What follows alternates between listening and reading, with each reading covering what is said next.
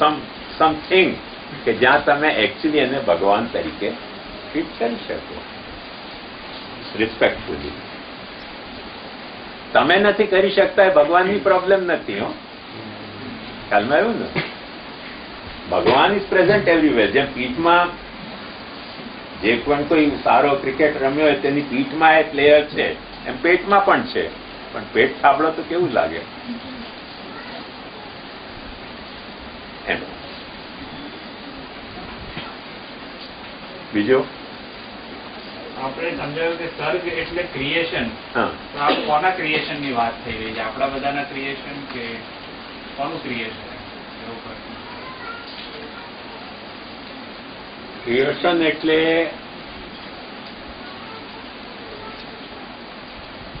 જે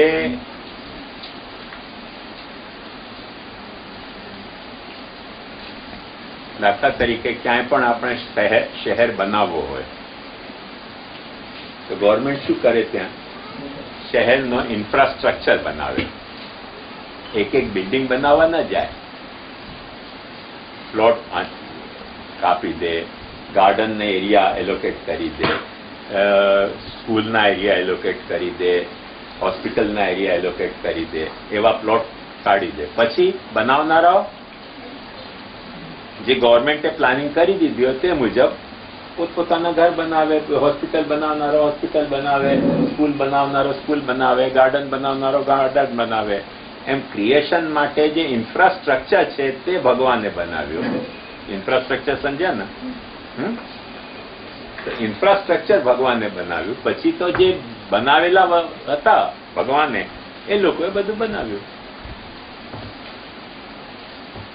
જેમ નવી મુંબઈ હમણાં બની તો કેવી રીતે બની? કઈ બધી બિલ્ડિંગ સરકારે બનાવી નવી મુંબઈમાં નહીં. એ લોકોએ એ ટાઉન પ્લાનિંગ કરીને ઇન્ફ્રાસ્ટ્રક્ચર બનાવી દીધો કે અહીંયા આ બનશે, અહીંયા આ બનશે, અહીંયા આ બનશે. પછી જેને જે બનાવતું હોય જેવી રીતે તે બનાવતો રહે પોતાની રીતે. અમે નાના હતા ત્યારે અહીંયા જુહુ સ્કીમમાં પાણીની ખાડી હતી. ગવર્મેન્ટે શું કર્યું? પાણીની ખાડીમાં કચરો ભરી ભરીને લેન્ડ બનાવ્યું. લેન્ડ બનાવીને સોસાયટી બનાવી. સ્વસ્તિક સોસાયટી, પછી આ સોસાયટી, પેલી સોસાયટી, તે સોસાયટી, એના રોડ મેપિંગ કરી દીધી. પ્લોટો બધા વેચી દીધા. પછી વેચાયેલા પ્લોટો પર બિલ્ડિંગ બધા પોતપોતે બનાવી, કઈ ગવર્મેન્ટે ના બનાવી. પણ ઇન્ફ્રાસ્ટ્રક્ચર સરકારે બનાવ્યું. એનું નામ સર્ગ. પછી મનવંતર એટલે સદાચાર. હા, પ્રભુએ સદાચાર કેવી રીતે એસ્ટાબ્લિશ કર્યો?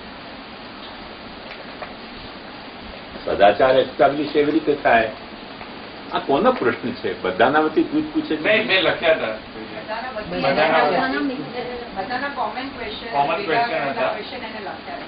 યાદ ના રહે ને એટલે એક જગ્યાએ નોટ કરી રાખે. અચ્છા અચ્છા. કોનો ક્વેશ્ચન હતો? કોઈ આવે છે કે નથી આવે? જેનો ક્વેશ્ચન નો આન્સર આપું એ ભાઈ હોય જ નહીં અહીંયા, ને હું આકાશમાં બોલતો રહું.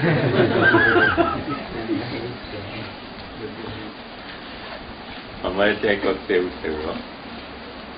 એક ભાઈએ કઈ જિજ્ઞાસા કરી. જે ભાઈ સામે જિજ્ઞાસા કરી એમને બહુ બોલવાની આદત. એ બિચારા પૂછનારા ગભરાઈ ગયા. એ આમ વળ્યા ને ચૂપચાપ અહીંયાથી રવાના થઈ ગયા પૂછનારા ભાઈ. અને આમ મોડું કરીને બોલતા હતા. પછી એમણે પાછળ જઈને પૂછનાર ક્યાં ગમે તો ક્યાં ન ગયો. હું તમે કોની સાથે બોલતા હતા?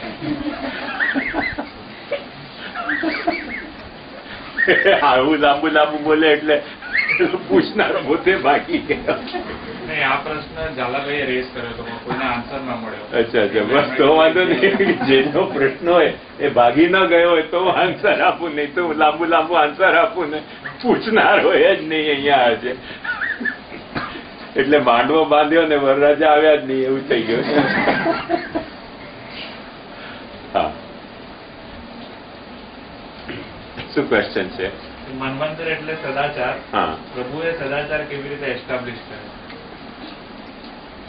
કોઈ પણ સદાચાર કેવી રીતે એસ્ટાબ્લિશ થાય?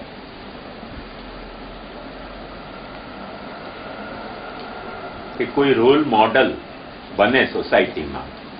સોસાયટીમાં બધા પોતપોતાની રીતે બિહેવ કરતા હોય, એમાં એક વ્યક્તિ રોલ મોડલ બને, ભાઈ સારો બિહેવિયર આવી જાતનો કહેવાય, એ આવો બિહેવિયર સારો કહેવાય, એ રોલ મોડલ ત્યાં પ્રસ્તુત કરીને એ નોર્મલ બિહેવિયર કરતા નોખું બિહેવિયર પોતાની ભાત પાડે, તેનું નામ સદાચાર.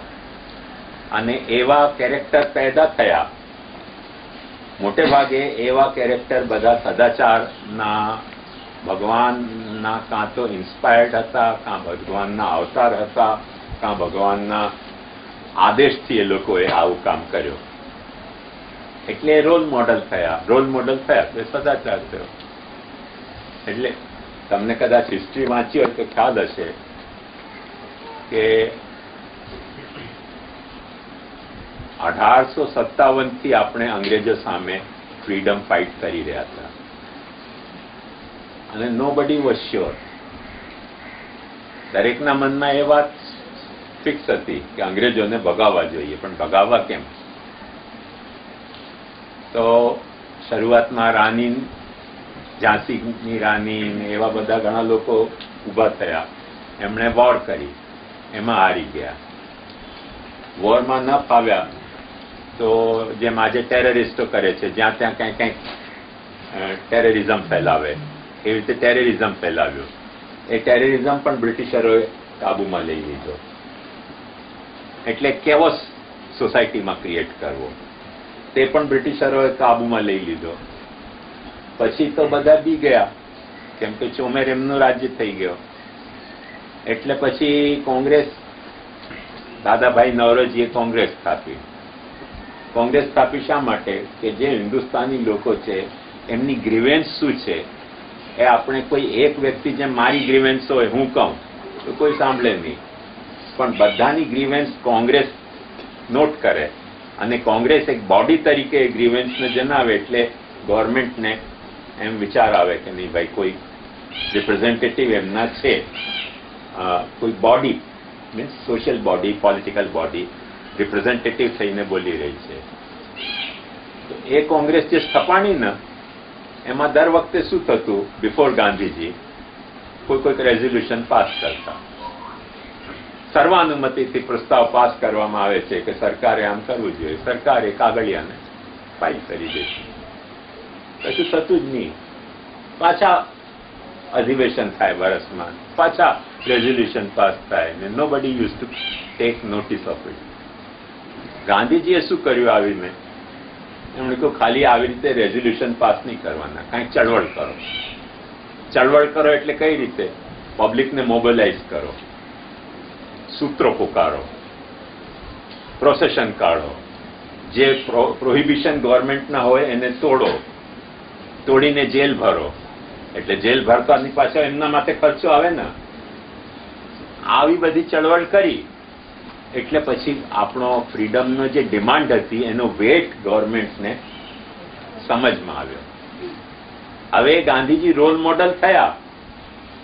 રોલ મોડલ કેવી રીતે થયા? કે સૌથી પહેલા પોતે લીડ કરતા હતા, પોતે એરેસ્ટ થતા હતા. જ્યારે પોતે એરેસ્ટ થતા હતા ત્યારે ઘણા લોકોને હિંમત પડી ગઈ કે ગાંધી જેવો ગાંધી એરેસ્ટ થતો હોય તો આપણને એરેસ્ટ થવામાં ક્યાં વાંધો આવ્યો? નહીં તો તે જમાનામાં એવું હતું કે કોઈ પણ એરેસ્ટ થાય તો લોકો એનાથી વાત કરતા શરમાય. અરે તમને ખબર નથી, પહેલાના છોકરાને પોલીસ એરેસ્ટ કરી ગઈ, પછી લોકો વાત કરતા જ બંધ કરી દેતા. એના ઠેકાણે એવો એક આખો એટમોસ્ફિયર ક્રિએટ થયો કે જેનો છોકરો એરેસ્ટ થાય એને લોકો પોતાની છોકરી આપવા જાય કે આ તો જેલમાં ગયેલા છે. રોલ મોડલ થઈ ગયો ને સામે, રોલ મોડલ આવી ગયો સામે.